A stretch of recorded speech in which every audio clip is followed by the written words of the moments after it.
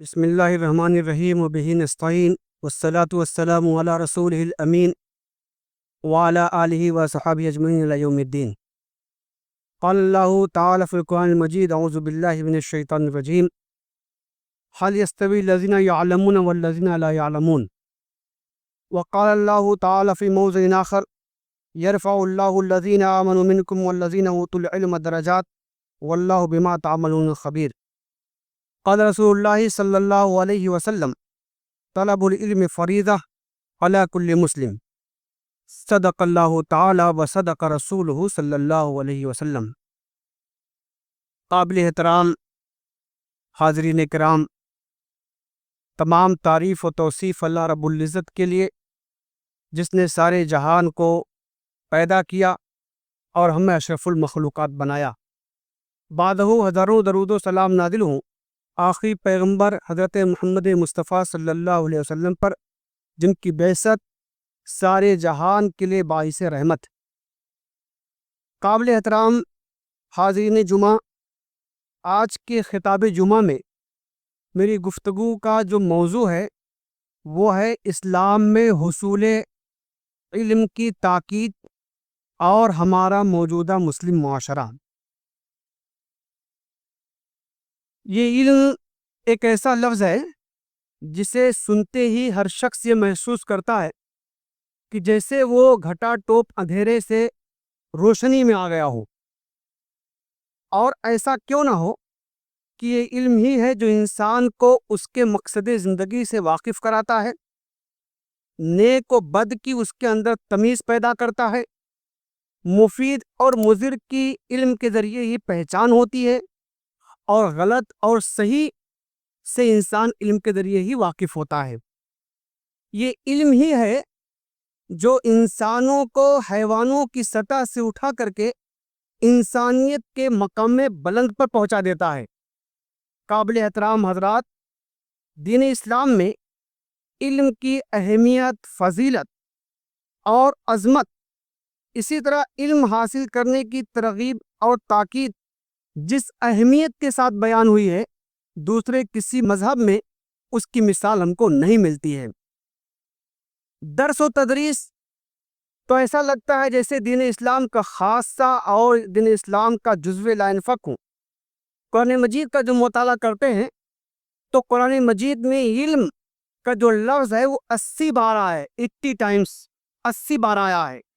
اور اسی طرح علم سے جو نکلے ہوئے الفاظ ہیں، یعلمون، عالم، عالم، اس طرح کے الفاظ، وہ تو سینکڑوں بار ان کا استعمال کیا اللہ تبارک و تعالیٰ نے۔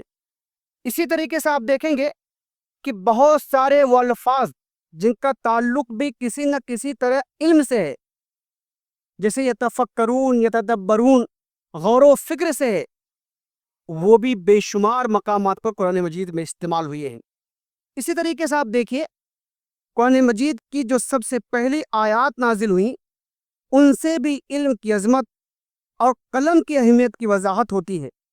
آپ دیکھیے جس وقت قرآن مجید نازل ہو رہا تھا یا اس کی ابتدا ہوئی تھی، اس وقت دنیا کے حالات کیا تھے؟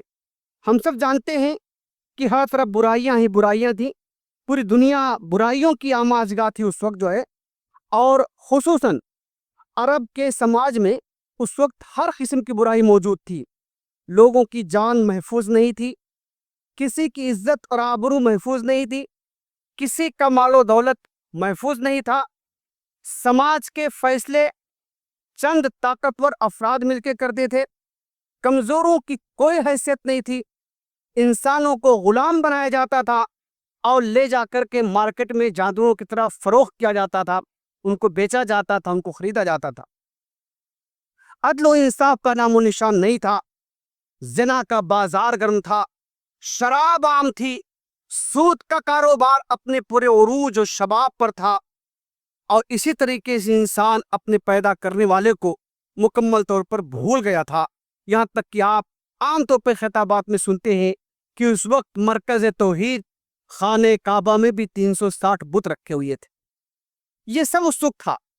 ان حالات میں حضور اکرم صلی اللہ علیہ وسلم پر جو پہلی وحی نازل ہوئی، اس وحی میں توحید کے اس بات اور شرک کی تردید کی کوئی بات نہیں کہی گئی۔ ظلم و جور سے منع نہیں کیا گیا، شراب، سود، زنا اور دیگر برائیوں سے نہیں روکا گیا، انسانی اخوت اور ہمدردی کی دعوت نہیں دی گئی، سماجی اصلاح کا کوئی حکم نہیں دیا گیا، بے شرمی اور بے حیائی کے کاموں سے نہیں روکا گیا، اور ایسی کوئی بات اس پہلی وحی میں نہیں کی گئی۔ پہلی وحی جو نازل ہوئی اس میں پڑھنے کا حکم دیا گیا، اس میں قلم کا تذکرہ کیا گیا۔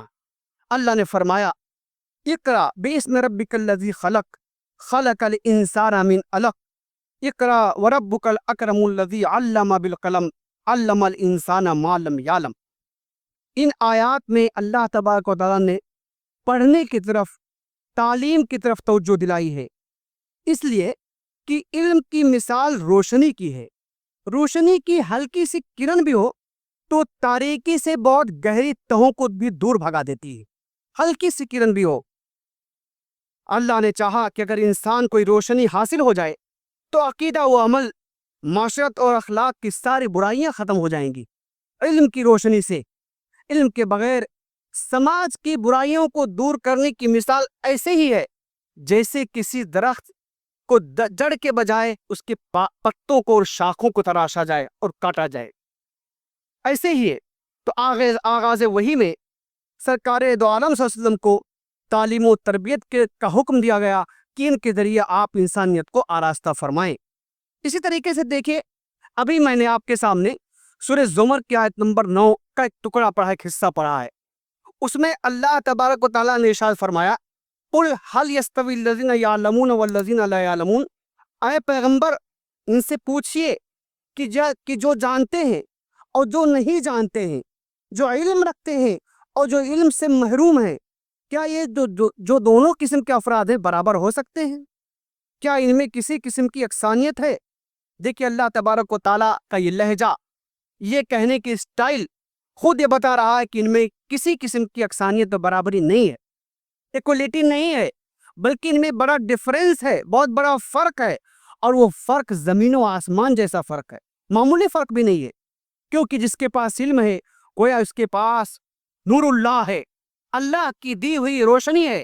جب وہ زندگی کا سفر کرے گا تو اس پوری روشنی میں کرے گا، اس کو کہاں جانا ہے، اپنی منزل کا پتہ ہوگا، راستے کے خطرات سے واقف ہوگا، خرافات و بدعات کو جانتا ہوگا، اس لیے وہ زیادہ توقع ہے کہ یہ شخص جس کے پاس علم ہے وہ حق کے شاہراہ مستقیم پر سفر کرتا ہوا انشاءاللہ اپنی منزل پر پہنچے گا۔ جس کے پاس علم نہیں ہے، زندگی کا سفر اس کو بھی کرنا ہے، یہ ایسا سفر ہے جس سے کسی کو مفر نہیں ہے، کوئی بچا ہوا نہیں، وہ بھی کرے گا، مگر ظاہر سی بات ہے اس کے پاس کوئی روشنی نہیں ہے، وہ اپنی منزل کو جانتا نہیں ہوگا، راستے کے خطرات سے واقف نہیں ہوگا، عین ممکن ہے کہ وہ سیدھے راستے پر چلتے چلتے ضلالت کی کسی پگڈنڈی پر نکل جائے، گمراہی کی کسی اور سڑک پر چلا جائے اور ادھر کا ہو جائے۔ تو قابل احترام بھائیوں، جو لوگ جانتے ہیں اور جو لوگ نہیں جانتے ہیں دونوں برابر نہیں ہو سکتے ہیں، یہ علم اللہ کا بہت بڑا فضل ہے۔ قرآن مجید کا جب مطالعہ کرتے ہیں تو دیکھتے ہیں قرآن مجید میں علم کی طرح حصول علم کے جو ذرائع ہیں، جو سورسز ہیں علم حاصل کرنے کے، اللہ نے ان کی بھی قسم کھائی ہے اور ان کا بھی ذکر کیا ہے۔ مثال کے طور پر نون والقلم وما یسطرون، سورہ نون کو آپ پڑھیے، اللہ نے فرمایا قسم ہے قلم کی اور جو کچھ اس سے لکھا جائے، جو کچھ وہ لکھ رہا اس کی بھی قسم ہے۔ تو دیکھیے کتنی بڑی بات ہے۔ حدیث کی کتابوں کا جب ہم مطالعہ کرتے ہیں تو آپ دیکھیں گے جتنی احادیث کی کتابیں ہیں ان میں پورے باب آپ کو علم کے تعلق سے ملیں گے، علم کے تعلق سے ملیں گے۔ اللہ کے رسول صلی اللہ علیہ وسلم نے اپنے کلمات میں، اپنی ارشادات میں، اپنی تعلیمات میں علم حاصل کرنے کی بڑی ترغیب دی ہے اور بہت تاکید کی ہے۔ چنانچہ ابھی دیکھیے، ابھی آپ کے سامنے ایک بہت مشہور حدیث جو عام طور پر ہم سب سنتے رہتے ہیں کسی نہ کسی مجلس میں، وہ پڑھی ہے۔ اللہ کے رسول نے فرمایا طلب العلم فریضۃ علی کل مسلمین، ہر مسلمان مرد اور عورت پر علم حاصل کرنا فرض ہے، ایک فریضہ ہے، ایک فریضہ ہے۔ اس مختصر جملے نے علم و حکمت کی ساری اہمیت کو اپنے اندر سمیٹ لیا ہے۔ اللہ کے رسول کے اس مختصر جملے نے، قابل احترام حضرات، حصول علم کے اس فریضے کے 3 پہلو ہیں۔ ایک پہلو تو اس کا یہ ہو سکتا ہے کہ اسے ادا کرنا ضروری ہے مومن کے لیے، چاہیے کوئی علم حاصل کرے۔ اس کا دوسرا پہلو یہ ہے حصول علم میں آنے والی رکاوٹوں کو دور کیا جائے تاکہ کوئی شخص بھی علم سے محروم نہ رہے، اور اس کا تیسرا پہلو یہ ہے کہ اسے رب کی رضا اور اس کی قربت کے لیے حاصل کیا جائے، کیونکہ مومن جانتا ہے کہ جو عمل بھی اپنے رب کے لیے وہ کرے گا اس سے وہ قریب ہوگا۔ اسی طریقے سے دیکھیے اللہ کے رسول نے ایک حدیث میں بیان فرمایا کہ جو شخص علم کی طلب میں نکلا گویا اللہ کی راہ میں جہاد کرنے والا ہے۔ جہاد بہت بڑا عمل ہے، بہت افضل عمل ہے اسلام کا، تو علم کی تشبیہ اس جہاد کرنے والے کی سے دی گئی ہے۔ اللہ کے رسول نے فرمایا کہ جو شخص علم کی طلب میں نکلا وہ گویا اللہ کی راہ میں جہاد کرنے والا ہے یہاں تک کہ اپنے وطن کو واپس آ جائے۔ اسی طریقے سے دوسرے حدیث میں اللہ کے رسول نے بیان فرمایا کہ جو علم کی جستجو میں نکلا اس کے لیے جنت کی راہ آسان کر دی جاتی ہے، جنت کی راہ آسان کر دی جاتی ہے۔ ایک اور حدیث میں اللہ کے رسول نے فرمایا کہ طالب علم کے لیے دنیا کی ساری مخلوقات دعا کرتی ہیں، یہاں تک کہ خصوصیت کے ساتھ سمندر کی مچھلیوں کا ذکر کیا گیا کچھ حدیث میں۔ تو طالب علم کا جب لفظ ہمارے سامنے آتا ہے تو ہمیشہ ہمیں تصور میں ایک چھوٹا بچہ ہوتا ہے جو اسکول جاتا ہے۔ نہیں، اسلام میں علم حاصل کرنے کی کوئی عمر متعین نہیں ہے، گود سے گور تک ہر شخص طالب علم ہے۔ اسلام میں ہم بھی طالب علم ہیں، ایک شخص جو 70 سال کی عمر کو پہنچ گیا وہ بھی طالب علم ہے، ایک بچہ جو 6 سال کی عمر وہ بھی طالب علم ہے۔ اسلام میں ہر شخص طالب علم ہے۔ حضرت عمر کا قول ہے لوگو علم حاصل کرو، اللہ کی محبت کی چادر ہوتی ہے، جو شخص علم حاصل کرتا اللہ تعالیٰ اس کو چادر اڑا دیتا ہے۔ اللہ کی محبت کی چادر، کتنی اہم ہوگی وہ چادر۔ عبداللہ ابن مسعود رضی اللہ تعالیٰ عنہ کہتے ہیں کہ دنیا میں سب سے بہترین مجلس علمی مجلس ہے جس میں علم کی گفتگو ہو۔ امام احمد ابن حنبل کہتے ہیں کسی انسان کو کھانے پینے سے زیادہ اس کے لیے علم کی ضرورت، کھانے پینے سے زیادہ۔ اسی طرح آپ دیکھیے اسلام میں بھی عمل سے پہلے، ایمان سے پہلے علم کا مطالبہ کیا گیا ہے۔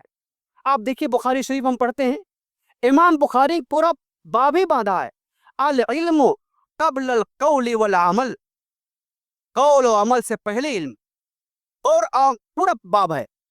آدمی کہے گا کیا جب جانے گا نہیں؟ آدمی عمل کیسے کرے گا جب جانے گا نہیں، علم ہی نہیں ہوگا؟ تو قول سے پہلے، عمل سے پہلے علم، کیونکہ علم کے ذریعے ہی فرض کیا ہے، سنت کیا ہے، نفل کیا ہے یہ ہم جانتے ہیں، بدعت کیا ہے، شرک کیا ہے، دین خالص کیا ہے اس سے ہم واقف ہوتے ہیں، اللہ کی بات کا طریقہ کیا ہے اس سے ہم واقف ہوتے ہیں، حرام کیا ہے، حلال کیا ہے، صحیح کیا ہے، غلط کیا ہے، کفر کیا ہے، شرک کیا ہے اس سے ہم واقف ہوتے ہیں، ثواب کا کام کون سا ہے، گناہ کے کام کون سے ہیں اس سے ہم واقف ہوتے ہیں۔ تو یہ علم ہے جو ہم کو بتاتا ہے۔ قابل احترام حضرات، اسلام کی ان روشن تعلیمات پر عمل کر کے اسلام کے اولین ماننے والوں نے ایک طاقت و قوت حاصل کر لی تھی، بلکہ ایک ناقابل تذکیر قوت بن گئے تھے۔ آپ دیکھیے اس علم ہی نے ان کو جن کو امی کہا جاتا تھا، جن کو امی کہا، جو پڑھے لکھے نہیں تھے، جاہل تھے، پڑھنا لکھنا جن کو نہیں آتا تھا، علم نے کیا کیا؟ ان کو زمین کی تہوں سے نکالا اور فلک الافلاک کی بلندیوں تک ان کو پہنچا دیا۔ یہ علم ہی تھا کہ عرب کے خانہ بدوش چرواہوں کے سر پر دنیا کی بادشاہت کا تاج رکھ دیا گیا۔ یہ علم ہی تھا کہ آپ دیکھیے کہ انہوں نے ایسی سلطنتیں قائم کی، ایسے متمدن شہر آباد کیے، اور ایسی دینی درسگاہیں، علمی مراکز قائم کیے جن کی مثال آج بھی تاریخ میں، آج بھی دنیا لانے سے قاصر ہے۔ قابل احترام حضرات، آپ دیکھیے کہ جس طرح آج لوگ یورپ اور امریکہ علم حاصل کرنے کے لیے جاتے ہیں، کسی زمانے میں اسلامی ممالک کی طرف اسی طرح لوگ آتے تھے، کیونکہ علمی مراکز ہمارے پاس تھے، ہم علم کا مرکز تھے، جہاں ہم تھے وہاں علم تھا۔ قابل احترام حضرات، مسلمان جہاں گئے، جس خطے میں گئے، انہوں نے علم کے نور سے اس خطے کو منور کر دیا۔ اسلام میں علم کی کوئی تقسیم نہیں ہے، یہ دین کا علم ہے، یہ دنیا کا علم ہے، ایسی کوئی تقسیم اسلام میں نہیں ہے، بلکہ اسلام میں جو تقسیم ہے وہ نفع بخش علم کی ہے، نقصان دہ علم کی ہے، نافع اور غیر نافع اس کی تقسیم ہے، دنیا اور دین کی کوئی تقسیم نہیں ہے۔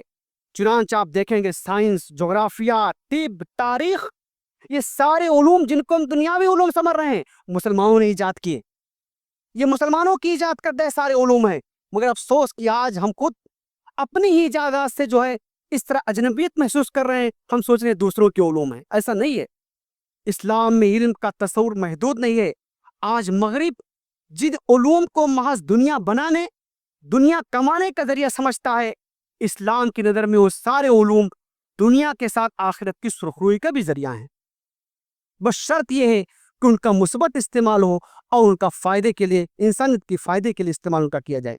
علم جو ہے قابل احترام حضرات، علم میں نشو نما ہے، ترقی ہے، بلندی ہے، آگے بڑھنے کی فطرت ہے، جبکہ جہالت کیا ہے؟ جمود ہے، بے چارگی ہے، بے بسی ہے، پیچھے رہنے کی اس کی جو ہے اس میں خاصیت ہے۔ جو شخص علم رکھتا ہے وہ دنیا میں آگے بڑھتا جاتا ہے۔ دنیا کی قیادت وہی لوگ کرتے ہیں جن کے پاس علم کی طاقت ہوتی ہے۔ ہم کہتے ہیں نا نالج از پاور، جن کے پاس علم کی طاقت ہے وہ دنیا کی قیادت کرتے ہیں۔ جاہل قومیں دنیا میں ہکائے جاتے ہیں اور جانوروں کی طرح دوسروں کے پیچھے چلتی ہیں۔ یہ جاہل قومیں قیادت نہیں کر سکتی ہیں۔ حضرت عمر کہا کرتے تھے تفقہوا قبل ان تسودوا، قائد بننے سے پہلے علم حاصل کرو، قائد بننے سے پہلے علم حاصل کرو۔ امام بخاری نے اس پر اور اضافہ کیا ہے وَبَعْدَ أَن تَسَوَّدُوا، قیادت ملنے کے بعد بھی علم حاصل کرو، کیونکہ تمہاری قیادت اس وقت باقی رہے گی جو تمہارے پاس علم ہوگا۔ قابل احترام حضرات، دنیا گواہ ہے کہ دنیا کی قیادت اس وقت تک ہمارے ہاتھوں میں رہی جب تک علم سے ہمارا رشتہ مضبوط تھا، اور جب علم سے ہمارا رشتہ کمزور پڑا تو دنیا کی دوڑ میں ہم سب سے پیچھے ہو گئے۔ اور آج صورتحال یہ کہ ہم سب سے پیچھے ہی نہیں ہیں، بلکہ دنیا کی قومیں ہم کو روٹتے ہوئے آگے بڑھ رہی ہیں، ہم دوڑ ہی میں شامل نہیں ہیں۔ آج تو اس ریس سے ہم نکل گئے ہیں۔ قابل احترام حضرات، آپ دیکھیے کہ جب علم سے ہمارا رشتہ مضبوط تھا اس وقت ہماری کیفیت کیا تھی، اس وقت ہماری کیا کیفیت تھی؟ کرتبہ، اشبیلیہ، عراق، یہ سارے شہر علمی مراکز تھے۔ یہ اسی طرح ڈیولپ شہر تھے جیسے آج واشنگٹن، نیو یارک ہیں، ہم ان کا نام لیتے ہیں، اسی طرح کرتبہ وغیرہ کے شہر تھے۔ قابل احترام حضرات، جس وقت یورپ میں صرف پادریوں کو پڑھنا لکھنا آتا تھا، وہی پڑھنا لکھنا جانتے تھے، اس وقت اندلس کا ہر مسلمان پڑھا لکھا ہوتا تھا۔ جس وقت فرانس کے بادشاہ کی لائبریری میں 700 کتابیں تھیں، اس وقت اسپین کے شاہی کتب خانے میں 4 لاکھ کتابیں تھیں، بلکہ ہر مسلمان کے گھر میں ایک لائبریری ہوتی تھی۔ اس کا بھی ایک واقعہ میں دلچسپ واقعہ سنا دیتا ہوں، اسپین ہی کا واقعہ ہے، اس سے ہماری علمی دلچسپی اور علم سے ہمارے تعلق کا پتہ چلتا ہے۔ اندلس کا نام آپ نے سنا ہوگا، وہاں پر ایک عالم رہتے تھے جن کا نام حضرمی تھا۔ ایک دن کو کتاب کی ضرورت پیش آئی، کتاب کی، تو مارکیٹ میں گئے۔ اس وقت کتابیں جیسے آج ہم کمپوز کرتے ہیں جتنی چاہیں چھاپ لیتے آسانی سے، ایسا تو تھا نہیں، ہاتھ سے کتابیں لکھتی تھی، بڑی مشکل سے 1-2 نسخے ملتے تھے، 1-2 کاپی۔ وہ مارکیٹ میں گئے، اتفاق سے دکان پر ان کو کتاب نظر آ گئی، انہوں نے دکان والے سے کی کتاب مجھ کو چاہیے۔ دکان والے نے کہا کہ نہیں صاحب، آپ کو ہم نہیں دے سکتے، کیونکہ آپ سے پہلے بھی ایک کسٹمر آئے تھے، وہ اس کی قیمت لگا کے جا چکے ہیں، مجھے ان سے پوچھنا پڑے گا۔ علامہ حضرمی نے کہا آپ ان سے پوچھ لیجئے، میں کل آؤں گا۔ دوسرے دن گئے تو دکاندار نے کہا نہیں آج بھی نہیں دے سکتا، وہ کل آئے تھے، میں نے پوچھا تھا، انہوں نے لیا تو نہیں، البتہ اس کی قیمت بڑھا دی ہے۔ تو کہا ان سے میں زیادہ قیمت دوں گا، آپ ایک بار وہ پوچھ لیجئے۔ تو میں نے کہا ٹھیک ہے، پوچھ لیتا ہوں۔ پھر دکاندار نے ان سے پوچھا تیسرے دن، پھر علامہ حضرمی گئے، کہا کیا ہوا آج؟ کہا ان سے ہم نے پوچھا، انہوں نے کتاب تو نہیں، البتہ قیمت اور بڑھا دی، آپ جو دے رہے تھے اس سے زیادہ وہ دینے لگے ہیں۔ تو کہا وہ پہلا کسٹمر آپ کا کون ہے؟ میں اس سے ملنا چاہتا ہوں، ہو سکتا کوئی بات بن جائے ہمارے دونوں کے درمیان۔ نام دیا، پتہ دیا، کہا جا کے محلے میں مل لو۔ وہ گئے اور جا کے پکارا یہ شیخ۔ اس زمانے میں شیخ عالم کو کہتے تھے، جیسے آج ہم کسی ٹیچر کو سر کہتے ہیں، مولانا کہتے ہیں، عالم کہتے ہیں، حافظ کہتے ہیں، لقب ہے، ایسے شیخ بولتے تھے۔ تو وہ شخص جو اپنے گھر کے دروازے پر بیٹھا تھا زور سے ہنسا۔ بعد میں اس نے پوچھا علامہ حضرمی سے آپ کیسے آئے، کیوں آئے؟ تو علامہ حضرمی نے بتایا کہ فلاں کتاب کی ہم کو تلاش ہے، وہ فلاں جگہ ہے اور میں جاتا ہوں تو نہیں دے رہا ہے، وہ آپ کا حوالہ بار بار دے رہا ہے، تو مجھے بڑی سخت ضرورت ہے اس کتاب کو، مجھے لے لینے دیجیے۔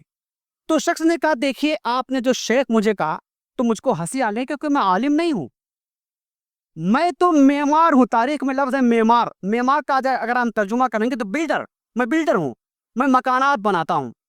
وہ کتاب کیا ہے، کس عنوان پر ہے، اس کا موضوع کیا ہے، اس میں کیا ہے، مجھے کچھ نہیں معلوم، میں پڑھا لکھا نہیں ہوں، مگر آپ کو کتاب میں خریدنے نہیں دوں گا۔ وجہ کا وجہ یہ ہے کہ آج ہمارے سماج میں اس شخص کو عزت ملتی ہے جس کے گھر میں لائبریری ہو، اس لیے میں نے سوچا ہے اپنے گھر میں کتب خانہ بناؤں گا، لائبریری بناؤں گا، کتاب کو نہیں لینے دوں گا۔ یہ تھا ہمارا علمی سٹیٹس، ہماری لائبریری، کتب خانہ۔ اسٹیٹس، سوشل اسٹیٹس، سماجی حیثیت ہماری تھی. آج ہماری سماجی حیثیت کیا ہے؟ گاڑی، کار، بنگلہ، موبائل، دکان، کیریئر. کیسے ہم آگے بڑھیں گے میرے بھائیوں؟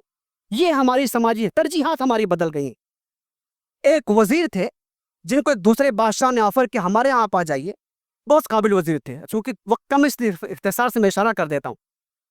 تو ان صاحب وزیر نے کہا کہ صاحب میں آپ کے یہاں آ سکتا تو کوئی مسئلہ نہیں تھا، کیونکہ آپ تنخواہ بھی زیادہ دے رہے ہیں. مسئلہ صرف ایک ہے، وہ یہ ہے کہ میرے پاس جو کتابیں ہیں ان کتابوں کو منتقل کرنے کے لیے 600 اونٹ چاہیے. 600 اونٹ، یہ مسئلہ ہے اور کوئی مسئلہ نہیں ہے. کہنے کا مقصد یہ ہے ہمارا اس وقت علمی رشتہ کیسا تھا، علم سے ہم کتنا جڑے ہوئے تھے. تب دنیا کے ہم لیڈر تھے، تب دنیا کے ہم قائد تھے. دنیا ہمارے پیچھے چلتی تھی، ہم ایجاد کرتے تھے، دنیا استفادہ کرتی.